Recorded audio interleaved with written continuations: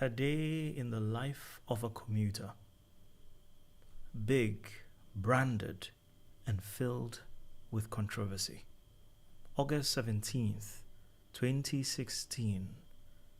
I had my first ever Mahama bus ride earlier this week. I see them everywhere, but never sat in them until this week. And I have to tell you, the experience was like a series of set pieces created just for me. First thing was my surprise at the scant number of seats. Anyone still remember what happened the day after the standard chorchors got the Kufuor treatment? And suddenly, there was one less person in every chorchor. How we get used to the good things and never the bad, eh, Accra? Well, these new buses felt like a wind blew into a Kufuor bus and took away both the inner seat and apparently its bewildered occupants. It actually felt empty. Not that wasn't a good thing, but it kind of hits you. Next came the handling. Now, I'm no car expert, but even the uninitiated quickly realizes that for buses that size, they maneuver through traffic quite easily and can stop at practically all bus stops smaller chorchors can with the same stopping distance. And boy, do these things move. Oh, and they are entirely closed and nyanyafied, air-conditioned. As someone who can stew in his own sweat and never realize it, I don't personally care for air conditioning myself, but I imagine most would appreciate this. Now, before I continue, I probably should note that this isn't a political discussion or appraisal whatsoever, as much as it's a chorchor blog post. However, I couldn't escape the controversy surrounding these things. For moments after I sat, a man in front of me felt the need to correct someone who accidentally referred to it as a Kufuor bus.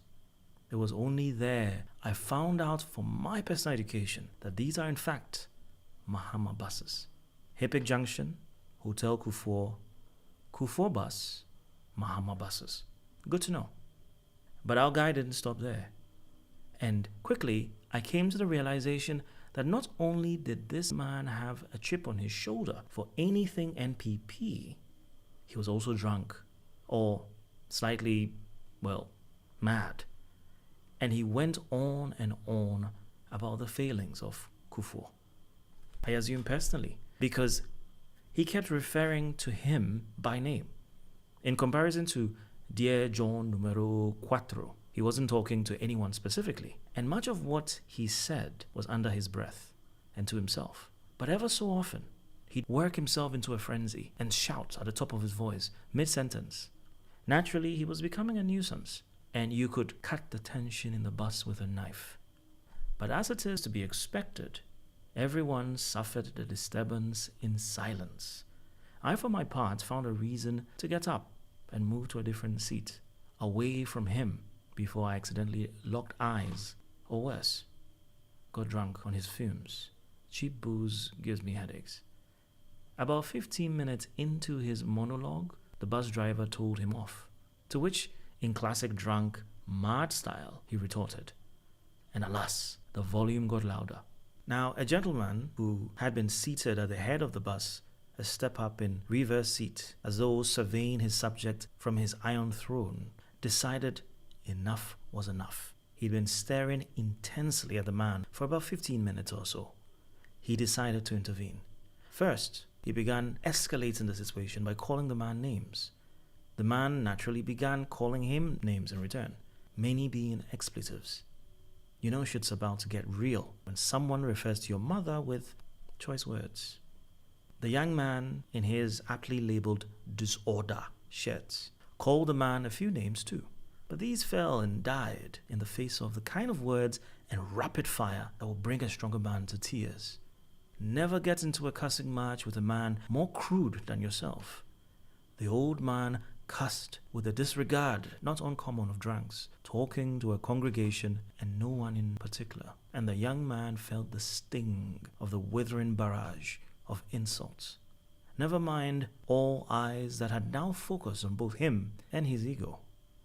The bus driver had by now parked the bus, and the ticket lady was trying to negotiate with the man to get off, as can be expected, without much success, even to be noticed.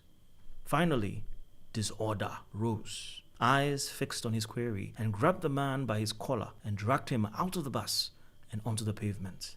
And I mean onto, seeing as they both pretty much tumbled out of the bus, both holding onto each other. They ended up on the ground, and the older man on top of the younger man, reversed and reversed again. People both within the bus and outside gathered round and managed to pry the young man, who was by now livid, off the older man and back onto the bus. The doors closed, and the old man was left shouting quietly through the glass as we drove off. A woman from the Caribbean. I only know this because she spoke with the Jamaican-esque accent, which I wouldn't try to imitate. Anyway, she started shouting also, expressing her outrage at the whole proceedings with the sentence, "It's not fair," said over and over in staccato, only half trying to get people to notice. Not fair to disorder? The bus conductor? To the bus in general? Oh, to the old drunk man. Got it. She stood, as if to get off, as a statement of her displeasure. Again, she was of two minds on whether to enjoy her nyanya-fied ride in peace or make a stance for justice and fair treatment of her fellow man. Well, that wouldn't work, I thought quietly to myself. Her traveling companion quieted her down and gently urged her to sit, bringing the whole affair to an anticlimax.